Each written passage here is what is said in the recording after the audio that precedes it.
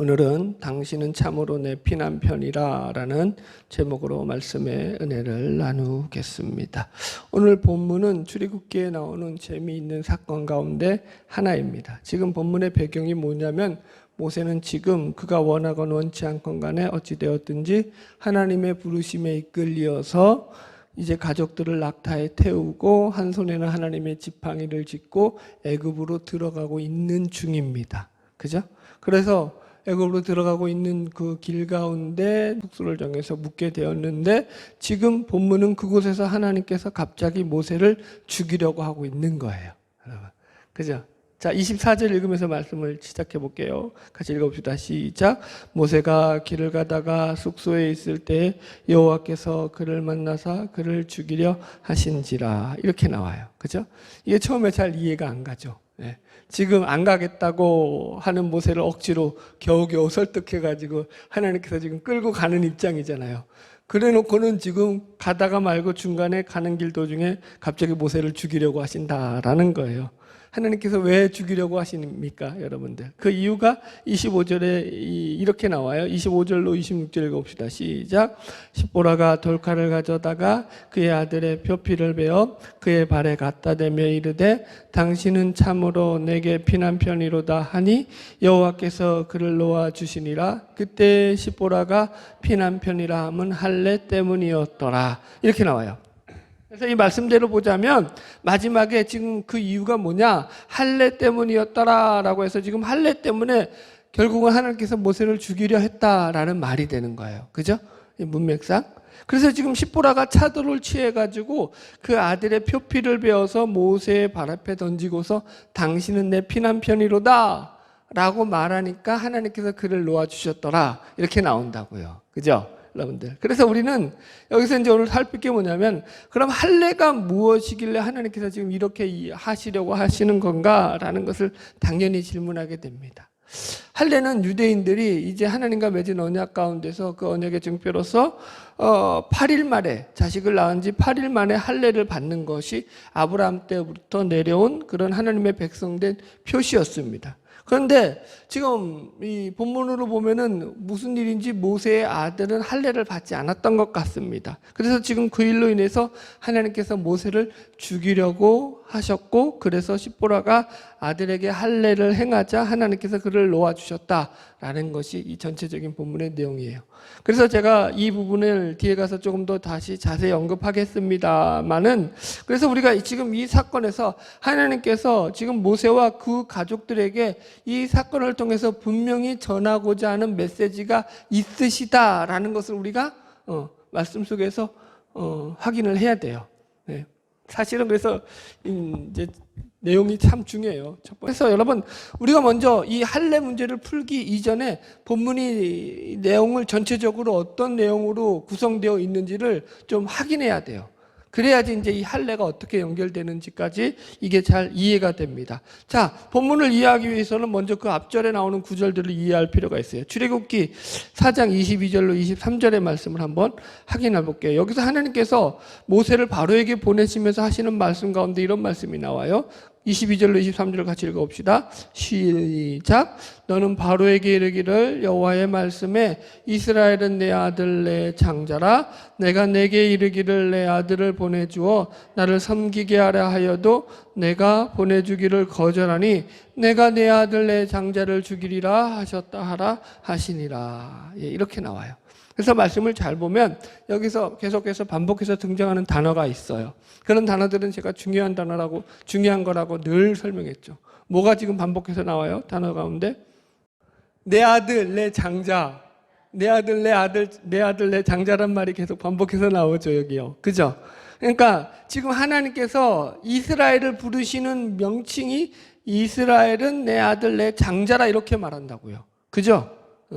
이해하셨죠? 이게 무척 재미있는 표현이에요. 그러니까 지금 우리가 이 말씀을 통해서 하나님께서 이스라엘 백성을 어떻게 하나님의 아들, 하나님의 장자로 삼으시는가를 우리가 이제 확인해 보아야 되는 거예요. 자, 22절 말씀 다시 잘 보세요. 너는 바로에게 이르기를 여호와의 말씀에 이스라엘은 내 아들 내 장자라 내가 내게 이르기를 내 아들을 보내주어 나를 섬기게 하라. 이렇게 나와요. 그러니까 지금 이것이 하나님께서 모세를 바로에게 보내시는 목적이에요. 그러니까 다른 말로 하면 이게 출애굽의 목적이 되죠. 이스라엘 백성들을 애굽에서 건져내시려는 출애굽의 목적, 모세를 바로에게 보내시는 그 하나님의 목적이 뭐냐면 그냥 애굽에서 그들을 건져내는 것만이 목적이 아니라 이스라엘을 하나님의 아들로, 하나님의 장자로 세우셔서 그래서 하나님을 섬기게 하기 위함이다, 이렇게 나온다고요. 이해하셨죠? 목적이 뭐라고요? 이스라엘을 하나님의 아들로, 장자요 아들로 삼는 거예요. 이해하셨죠? 무슨 말인지 지금? 본문 말씀. 그래서 지금 그러니까 이 하나님께서 이스라엘을 애굽에서 건져내셔가지고 이스라엘을 하나님의 아들로 장자로 세우셔서 그들로 하나님을 섬기게 하기 위해서 그들을 애굽에서 건져내시려고 하는데 지금 이 일을 바로가 방해하고 있는 거죠. 그러니까 한마디로 하나님께서 이스라엘 백성들을 하나님의 아들 삼으시려는 이 일에 대해서 애굽 왕 바로가 방해를 하니까 여기 23절에 뭐라고 말하고 있어요? 내가 보내주기를 거절하니 내가 내 아들 내 장자라도 죽이리라 하셨다 하라 하시니라, 이렇게 나와요. 그죠? 그러니까 무슨 말이냐면은 너가 만약에 자꾸 내가 장자 만들려는 이 일에 방해를 놓는다면 나는 바로 네 아들, 네 장자라도 죽여버릴 것이다 라고 지금 하나님께서 바로에게 협박을 하시고 있는 내용이라고요. 이해 가셔요? 여러분? 그러니까 이렇게 이해하시면 돼요. 지금 출애굽의 역사를 펼치실 하나님의 입장에서 보면은 이렇게 역사를 하시는 근본 목적이 뭐냐? 하나님을 섬길 장자 아들을 만드는 일을 하시려고 하는 거예요. 그래서 그들 아들을 만들어서 제대로 하나님을 섬기는 것을 이제 만들어내시려는 게 하나님의 크신 목적이에요. 그래서 하나님께서 이스라엘 백성들을 애굽에서 불러내심으로 말미암아서 그들을 하나님의 장자로 만들어서 하나님을 제대로 섬기는 아들로 삼으시겠다라는 것이 출애굽 목적 속에서도 가장 제일 중요한 목적이 되는 거예요. 여러분 이해하셨죠? 이제 그러니까 이 본문을 통해서 우리는 출애굽의 가장 중요한 목적을 배웠어요. 이것만으로도 사실은 이거 큰 거예요, 여러분들. 그죠? 이건 사실은 우리하고도 신약하고도 연결되죠. 하나님이 왜 예수님을 십자가에 피 흘려 죽으셔서 우리를 구원하셨어요? 우리를 구원하신 목적이 뭐예요? 구원하신 목적이 우리를 자녀 삼으시려고. 그렇죠? 그게 목적이라고요. 지금 구약도 마찬가지고 신약도 마찬가지고 다 그 자녀 삼는다는 게 하나님의 큰 목적 중에 하나예요. 그래서 출애굽기에 보면 계속 장자 이야기가 나오죠. 출애굽에서 여기서 뭐예요? 하나님께서 이제 모세를 통해서 10번째 애굽의 10번째 재앙을 내리실 때 그 10번째 재앙이 뭐냐면 애굽에 있는 그 장자들, 가축으로부터 인간에 이르기까지 모든 그 첫 태생으로 난 장자들을 다 죽여버리셨죠. 그죠? 그러니까 이게 지금 다 연결되는 스토리라는 것을 우리가 이해해야 돼요. 왜 이런 일을 행하시냐 하면은 하나님께서 지금 애굽 왕 바로가 자꾸 하나님의 장자된 아들들, 장자된 자식들을 무시하고 인정하지 않으니까 지금 본문에 예언하신 그대로 그 장자들을 죽여버리신 것이 되는 거예요.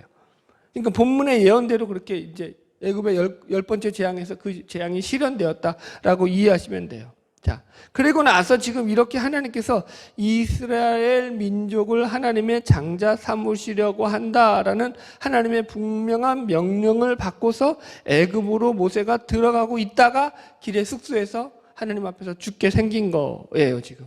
그래서 지금 이 명령을 받고 가는 모세를 하나님께서 왜 죽이시려고 하느냐라는 질문을 앞의 내용과 연결해서 생각하자면 이런 거예요.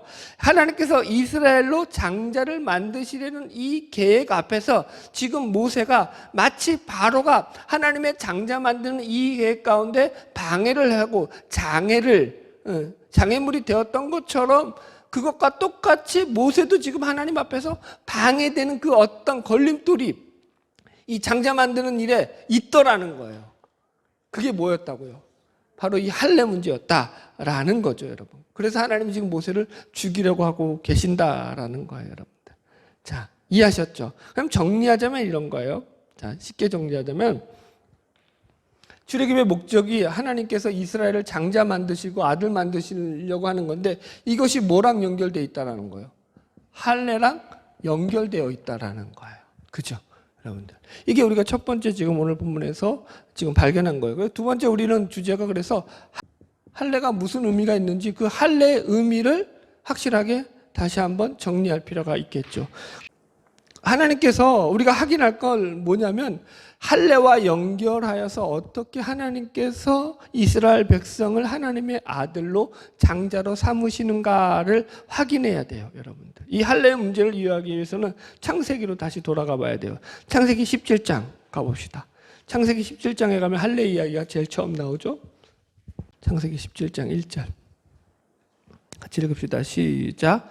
아브라함이 99세 때에 여호와께서 아브라함에게 나타나사 그에게 이르시되 나는 전능한 하나님이라 너는 내 앞에서 행하여 완전하라 이렇게 말씀하고 있어요. 그러니까 지금 이때는 아브라함이 99세로 아직 이삭을 낳기 전이고 이스마엘을 낳은 지 13년이 흘렀을 때입니다. 이때 하나님께서 아브라함에게 나타나셔서 그 이름을 아브라함에서 아브라함으로 새롭게 지어주시면서 그에게 언약을 맺으시는 장면이 나와요. 자, 2절로 계속 6절까지 읽읍시다. 시작. 내가 내 언약을 나와 너 사이에 두어 너를 크게 번성하게 하리라 하시니 언약을 맺었죠. 시작. 아브라함이 엎드렸더니 하나님이 또 그에게 말씀하여 이르시되 보라 내 언약이 너와 함께 있으니 너는 여러 민족의 아버지가 될지라. 이제후로는 내 이름을 아브라함이라 하지 아니하고 아브라함이라 하리니 이는 내가 너를 여러 민족의 아버지가 되게 함이니라. 내가 너로 심히 번성하게 하리니 내가 내게서 민족들이 나게 하며 왕들이 내게로부터 나오리라. 그러니까 하나님이 지금 아브라함과 언약을 맺으시면서 축복을 하시고 있는 장면이에요. 그죠? 그러면서 여기서 하나님께서 아브라함에게 지켜야 될 언약의 증표로서 요구하는 게 할례라고요. 여러분. 자, 우리 9절로 넘어갑시다. 9절. 시작. 하나님이 또 아브라함에게 이르시되 그런즉 너는 내 언약을 지키고 내 후손도 대대로 지켜라. 너희 중 남자는 다 할례를 받아라. 이것이 나와 너희와 너희 후손 사이에 지킬 내 언약이니라. 이해하셨죠? 하나님의 언약, 아브라함이 맺은 언약을 지킬 그 의무사항으로 할례를 약속하셔요. 자, 그래서 이 할례를 뭐라고 표현하고 있는지 봅시다. 11절 시작. 너희는 표피를 베어라. 이것이 나와 너희 사이의 언약의 표징이라. 보세요. 할례를 뭐라고 했다고요? 언약의 표징이라고 했다고요. 자, 이 언약의 표징이라는 말이 뭐냐면 표징이라는 것은 우리가 출애굽기 4장에서 하나님께서 모세에게 세 가지 기적을 보여주시면서 그것을 표적의 표징이라고 말을 했을 때 설명했죠. 그죠? 오스라는 말로 그게 표징이 어떤 사인, 소리, 음성 이런 거였어요. 그러니까 하나님께서 단지 어떤 기적만을 나타내는 목적이 아니라 그 기적에 하나님께서 어떤 의미를 담고 뜻을 담고 메시지를 내신다라는 게 그 표징이라는 말이라고 했어요. 지금 마찬가지예요. 할례를 언약의 표징으로 삼는다고 했어요. 그래서 이 표징으로 삼는다는 것은 단지 이게 단순히 어떤 할례라는 그 행위만을 목적으로 하고 있지 않고 그 할례라는 행위를 통해 가지고 하나님과 아브라함과 맺었던 중요한 언약의 증거요, 증표로 삼는다고요. 그래서 언약의 증표가 되고 이거 씁시다. 증거가 되고 뭐가 된다고요? 증표가 되는 거예요. 이해하셨죠? 이게 아주 중요한 거예요. 언약의 사인도 되고 증표도 되고 증거도 되고 다 같은 말이에요, 여러분들. 자, 쉽게 이렇게 비유를 들어드릴게요. 제가 이제 우리 막둥이하고 다른 사람들이 모르게 둘만 통하는 그런 사인을 만들었어요. 사인, 증표를 만들었어요. 그래서 어떻게 했냐면은 야, 우리가 아빠가 예를 들어서 덧셈을 제대로 하면은 내가 너를 사랑해라고 말하는 표현으로 이해해라. 그렇게 얘기를 우리들이 이제 사인을 맞췄어요. 그래서 아무도 모르게 예담에게 예담아 1 더하기 1은 2 이러면은 어떻게 되는 거예요? 예담아 사랑해라는 소리가 되는 거예요. 이해하셨죠? 근데 다른 사람들은 알아들어요, 못 알아들어요? 못 알아듣죠. 그건 둘만이 정한 규칙이라고요. 사인이라고요. 그래서 내가 만약에 1 더하기 1이 3이다 그러면 뭐예요? 이렇게 되는 거. 웃자는 얘기고. 지금 이 무슨 말인지 이해되시겠죠? 그러니까 이 할례라는 건 아브라함과 하나님 사이가 서로 이 언약을 맺은 사이라는 하나의 그 사인으로서, 증표로서 할례를 한다고요. 이 할례를 행함으로 말미암아서 나는 하나님과 언약을 맺은 관계다라는 그 표시가 된다고요. 이해하셨죠? 예, 예. 자, 그리고 나서 보세요. 여기 창세기 17장 23절로 넘어가 봅시다. 어떤 일이 발생하냐면, 자, 23절로 27절까지 읽을게요. 시작. 이에 아브라함이 하나님이 자기에게 말씀하신 대로 이날에 그의 아들 이스마엘과 집에서 태어난 모든 자와 돈으로 산 모든 자, 곧 아브라함의 집사람 중 모든 남자를 데려다가 그 표피를 베었으니 아브라함이 그의 표피를 벤 때는 99세였고 그의 아들 이스마엘이 그의 표피를 벤 때는 13세였더라. 이렇게 나온다고요. 그죠? 그래서 집안 식구들 남자들은 모두 다 할례를 했다고요. 여러분.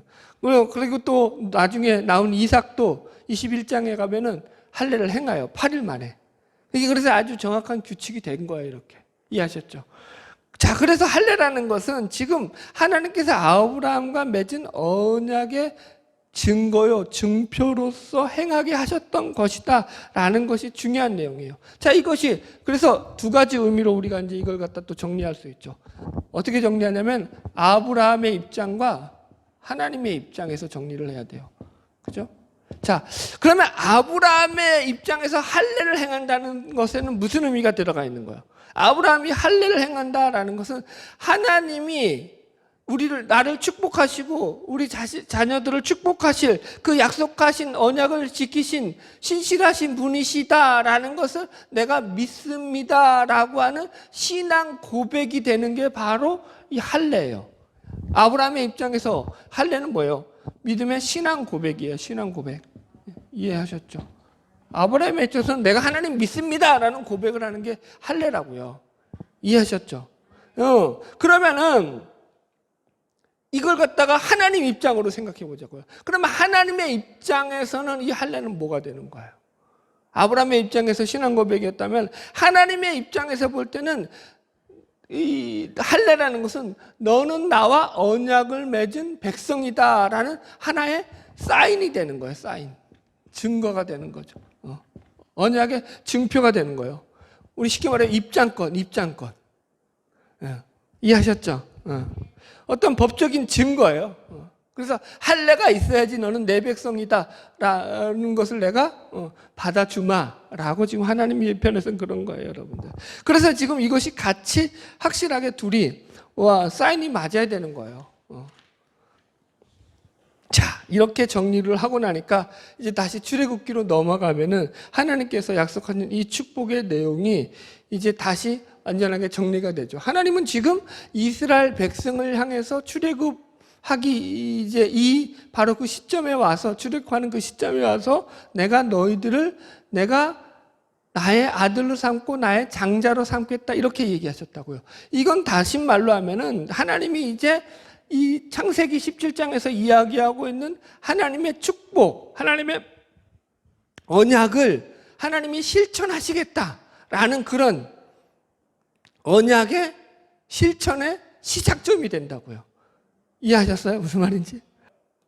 지금 출애굽기 4장에 넘어와서 하나님께서 지금 이스라엘 백성들을 출애굽하시려고 하면서 장자 삼으시겠다라는 것을 성경적인 흐름으로 추적해 본다면은 지금이야말로 하나님께서 아브라함에게 약속하신 하나님의 축복을 실현하시겠다라고 하는 그 시점이 되는 거예요. 그러니까 하나님이 400년 전에 아브라함에게 약속을 하셨고 그래서 그 축복의 약속의 실현장이 바로 이제 400년이 지난 바로 이 시점에서 모세를 통해서 그 축복이 시작될 그 시점에 와 있는 거예요.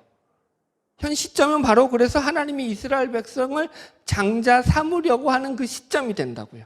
그죠? 예. 너무 중요한 시점이죠. 그러면 이때야말로 뭐가 가장 중요하겠어요?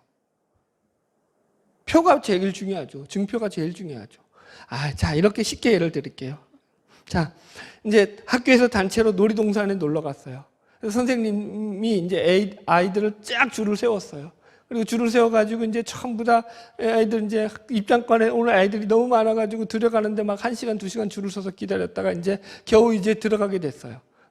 근데 들어가려고 하는데 지금 다른 아이들은 다 들어갔는데 선생님이 마침 입장권을 안 갖고 왔네. 선생님 입장권이 없는 거야. 무슨 말인지 알겠어요? 지도자인데. 자, 그러면 선생님이 나는 죄송한데 저는 이 학생들의 담임 선생님이라서 들어가 봐야 되거든요. 제발 좀 들여보내주세요 라고 사정을 하면 들여보내줄까요? 안 들여보내줄까요? 그 사람 마음이에요? 못 들여보내죠. 그 사람 잘리니까. 그 사람이 무슨 티켓팅 해주는 사람이 무슨 힘이 있어요? 티켓팅 하는 사람은 뭐만 보는 거예요? 입장권 있냐 없냐만 본다고요. 입장권이 없으면 들어가요 못 들어가요? 못 들어간다고요. 그 정작 그러니까 거기서 줄 서고 있었던 이유가 뭐냐고요. 그 안에 들어가려고 했단 말이에요. 그럼 뭐가 제일 중요한 거예요? 들어갈 시점이 돼서는 입장권이 제일 중요하다고요. 그게 없으면 안 된다고요. 지금 그런데 이 식으로 따지자면 모세는 거기 들어가야 되는데 이스라엘 백성들을 통해서 이제 애굽에서 빠져나와 가지고 홍해를 건너는 입장권을 가지고 들어가야 되는데 지금 그 입장권이 있는 거예요, 없는 거예요? 없는 거예요. 왜 없는 거예요? 자식에게 할례를 행하지 않았기 때문에. 지금 그게 이제 연결되어 있는 것입니다. 자, 조금 더 설명을 해보겠습니다. 다시 본문으로 돌아가서 이제 이 부분을 좀 더 자세히 설명해 드릴게요. 출애굽기 4장 25절 가보세요. 시작.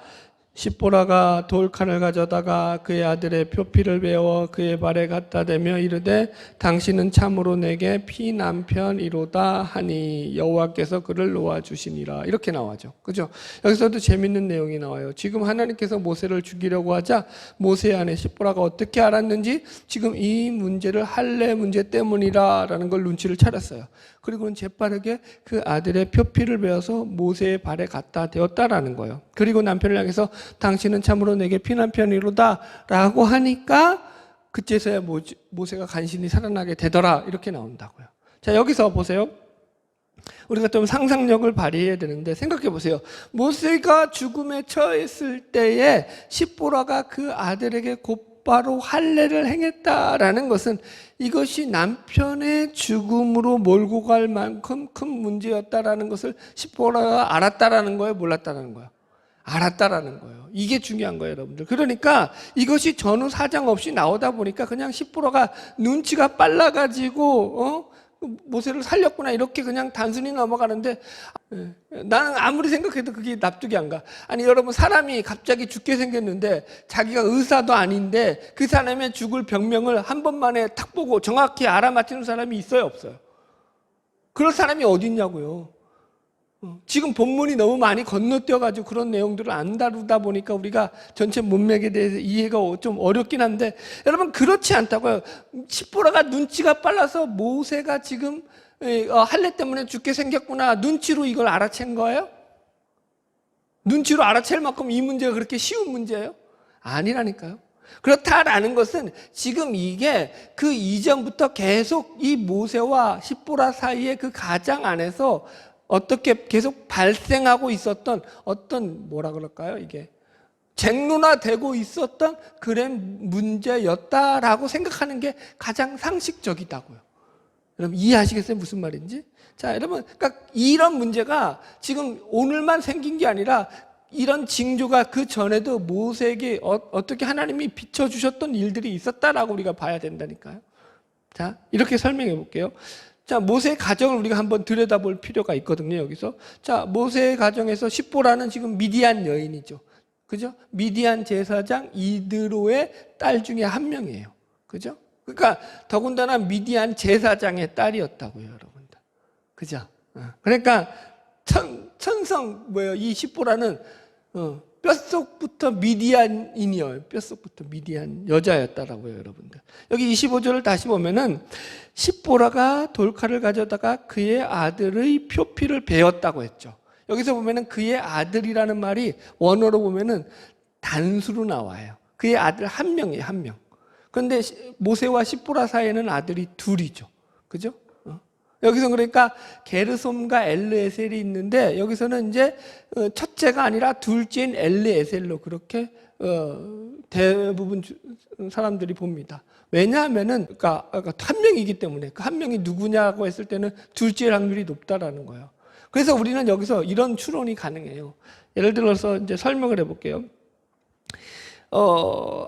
이것부터 먼저 설명을 해드려야겠네요. 주석들을 제가 보니까 대부분의 주석들은 이 아들을 엘르에셀이라고 말하면서 어떻게 주석하고 있냐면은 십보라가 여행하기 이게 직전에 이 엘르에셀을 낳았다라는 거예요. 그런데 8일이 지나도 할례를 행하지 않았던 것으로 보고 그래서 지금 하나님께서 이렇게 이렇게 하셨다라고 그렇게 해석을 해놨더라고요. 그러나 저는 엘르에셀이 모세의 나이의 정황상, 지금 모세의 나이가 80이잖아요. 그죠?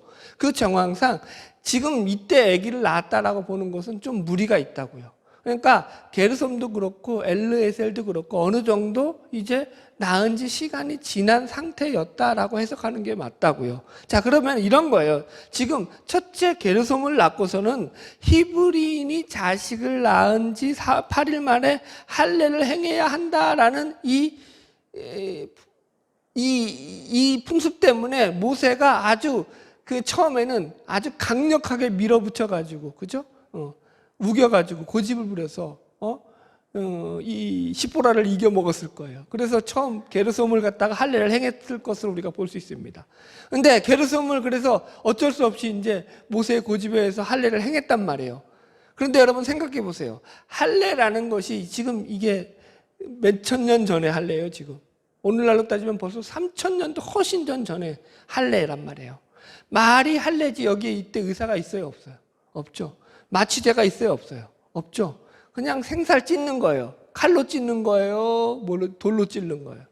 돌로 찢어내는 거예요. 그러니까 여러분들 말이 할례지 실제로 보면은 뭐예요? 생살 찢어가지고 피를 내는 거예요. 애기 살을, 여러분들. 그게 쉽게 아물겠어요? 아니죠. 이해하시겠죠? 그러니까 아주 그냥 피 범벅이 되는 그런 아주 잔인한 어떻게 보면은 그런 의식이라고요. 자, 할례가 고대에서 얼마나 그 고통스러운 일이었는가를 가장 단적으로 보여주는 게 창세기의 하물 족속이 멸족당한 그 사건이죠. 그죠?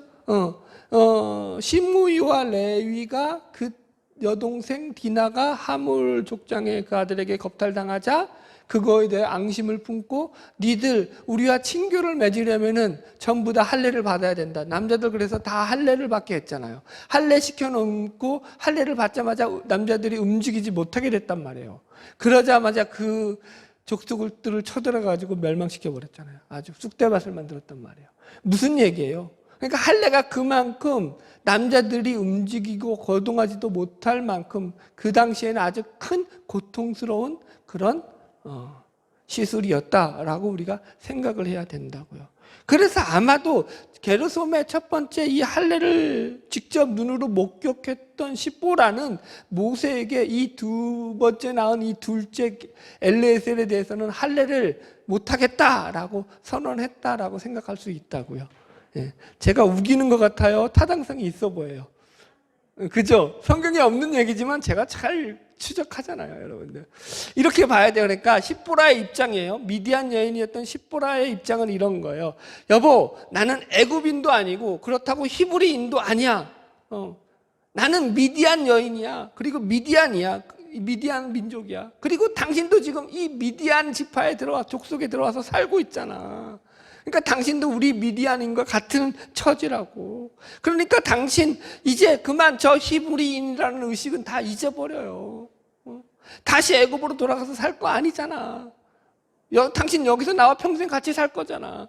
그러니까 이젠 당신 미디안인으로 살아야 돼. 그만 히브리인의 그 어떤 잔재는 잊어버리고 나랑 같이 이곳에서 미디안 사람으로 평생 해로하면서 삽시다, 여보. 라고 설득했겠어요? 안 했겠어요? 했겠죠. 그리고서 이제 이 할례 문제를 걸고 넘어져서 그러니 우리 엘르에셀도 할례는 안 돼, 여보. 이렇게 나왔겠죠. 여러분, 그래서 이 할례 문제가 서로 모세와 십보라 사이에 두 부부 사이에 큰 충돌의 문제가 되었을 것으로 우리는 얼마든지 인식할 수 있어요. 히브리인이었던 모세에게는 이 할례는 목숨과도 같이 지켜야 될 문제였는데, 그렇다고 할지라도 아내를 이겨먹을 수 있어요, 없어요? 못 이기죠. 그죠? 네. 모세가 십보라를 못 이기는 거예요. 그래서 결국은 이 둘째 엘레셀을 할례를 못 행하고 지금 여기까지 오게 된 것입니다. 이게 이 본문에 나오는 사건의 전말이더라는 거죠. 그러면 이제 문제가 깨끗하게 풀려지죠, 여러분들. 그래서 다시 본문으로 돌아와서 이제 이 본문의 상황을 보자면, 이제 모세가 죽게 되었을 때 모세의 죽음의 문제를 딱 보니까 이게 할례, 그래, 이 할례 때문이라는 것을 이제는 눈치챌 수 있는 거죠. 이 정도 상황이었다면은. 그죠? 그래서 하나님이 지금 애굽으로 내 남편 모세를 다시 부르시는데, 이제 하나님의 백성으로 살게 만들려고 하시는데 이 문제가 가장 걸리는 문제구나라고 이제는 얼마든지 이 십보라가 생각을 하는 거예요. 그 답이 뭐냐면은 바로 당신은 참으로 내 피난편이로다 하는 이 말 속에 담겨 있다고요. 그죠?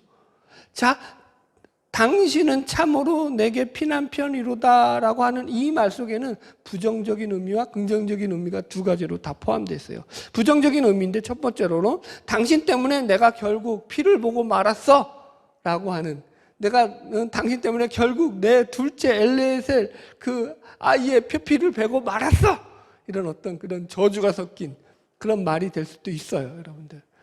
예. 그리고 두 번째는 이 아들의 피 흘림을 통해 가지고 가까스로 남편을 구하게 되었다는 이 안도와 감사의 말로서 당신은 내가 피로 산 남편이야 라는 뜻으로서 이 말의 의미로도 해석할 수 있습니다. 재미있는 것은 의외로 성경학자들이 첫 번째를 지지하는 성경학자들이 너무나 많더라는 거예요.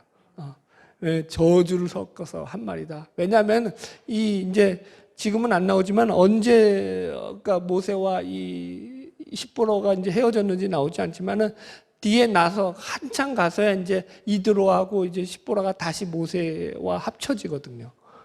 찾아오거든요. 그러니까 이제 그래서 많은 주석학자들은 이때 이제 모세와 십보라가 헤어졌다라고 이제 다시 십보라를 미디안으로 돌려보냈다, 아이들과 함께. 모세가 그렇게 해석을 하기도 합니다. 근데 그거는 성경에 정확하게 돌려보냈다는 기록이 없으니까 언제인지는 우리가 확답을 할 수 없어요. 그래서 이제 이게 이제 저주를 섞은 말이다라고 해석하는 학자들은 그렇게 해석을 해요. 그런데 저는 그렇게 해석을 하고 있지 않습니다. 왜냐하면은 지금 이 본문의 말씀은 출애굽기에 나오는 피에 대한 가장 핵심적인 의미로서 대속의 의미를 담은 첫 번째 메시지가 바로 이 지금 본문의 내용이기 때문에요. 대속의 의미가 이게 지금 여기서 이제 출애굽기에서 제일 먼저 등장하는 거예요, 처음으로. 그래서 지금 본문은 우리가 모세 아내 십보라가 죽은 남편을 핏값으로 되돌려 받았다라고 해석을 해야 합니다. 그래서 피난편이라는 것은 내가 핏값으로 구하여 낸 남편이다라는 거예요. 할렐루야. 여기서 십보라가 남편 모세를 피난편이다라고 하는 것에는 중요한 영적인 의미가 담겨져 있어요. 십보라가 이제 엘리에셀에게 자기가 직접 할례를 행함으로써 이제 십보라도 그 자신이 이제는 내가 미디안 여인이 아니요, 그죠?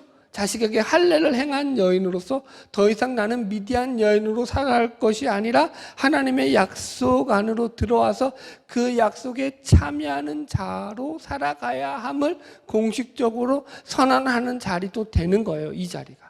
이해하셨죠? 그래서 이 사건을 통해서 하나님께서 이제 모세에게 주어진 막중한 사명은 모세 혼자만 감당해야 하는 것이 아니라 십보라와 그 아들들이 함께, 가족들이 함께 하면서 걸어가야 하는 길임을 하나님이 이들로 알게 하시는 것입니다.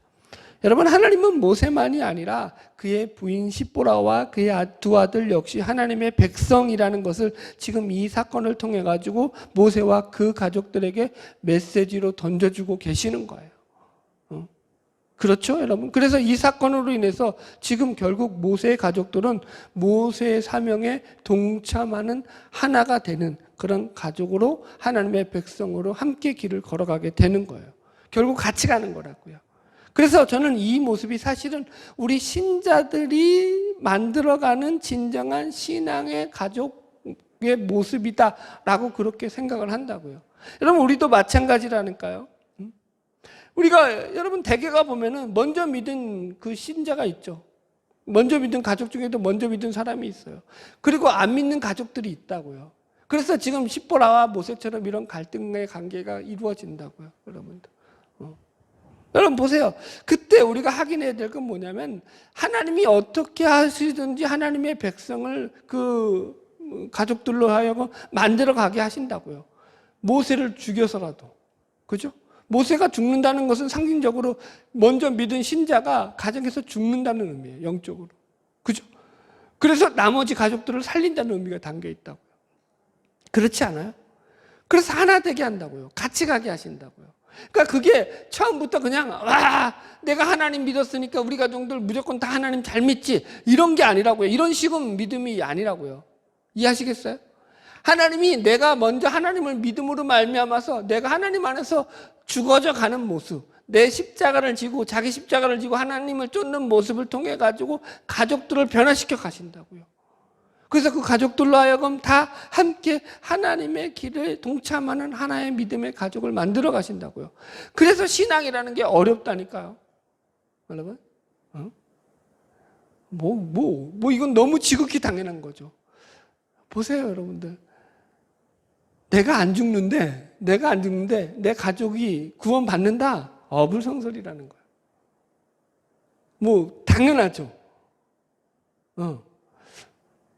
여러분, 저한테 세다고 그렇게 아무리 욕해도 할 수 없어요. 이거는 성경에서 말하는 진리니까. 여러분, 보세요. 여러분들이 죽지 않는 한 절대 구원은 안 이루어진다니까요. 제가 죽지 않는 한 우리 가정은 구원이 안 이루어진다고요. 성경은 그걸 우리에게 가르치고 있다고. 예수님이 십자가에 죽어서 부활이 있는 거죠. 십자가가 없는데 어떻게 부활이 있고 영생이 있냐고요. 영생은 반드시 십자가 뒤에 따라오는 열매라고요. 할렐루야. 그래서 우리는 이 길을 같이 가야 된다고요. 여러분, 너무 중요하다고요. 십보라가 모세를 향하여 그래서 당신은 참으로 나의 피난편이로다 라고 이야기했던 이 고백들이 저와 여러분의 가족들의 입에서 나올 수 있게 해야 된다고요. 우리의 십자가를 지는 삶을 통해서. 우리 목사님은 맨날 교회만 오면 죽어라 한다. 어떡하겠어 안 죽으면 방법이 없는데 방법이 있던가요, 여러분? 그럼 알려주세요. 내가 안 죽고서도 내 가족을 전도할 수 있으면 얼마든지 저한테 추천해 주세요. 그럼 제가 맨날 그 소리 해드릴게요, 여러분들한테. 그런 방법이 하나라도 있으면 알려주세요. 전혀 없다고요. 아멘? 예수를 따라가는 거라고요. 예수의 생명의 길, 진리의 길, 십자가의 길이라고요. 그 길도 포함되어 있다고요. 고난의 길도 포함되어 있다고요. 그러나 영광의 길이라고요. 그래서 그것이 우리를 생명으로 이끈다고요. 아멘. 놓치지 마시고 바라기는 날마다 복된 주님의 증인들로 살아가는 저와 여러분 되기를 주의 이름으로 축원합니다. 기도하겠습니다.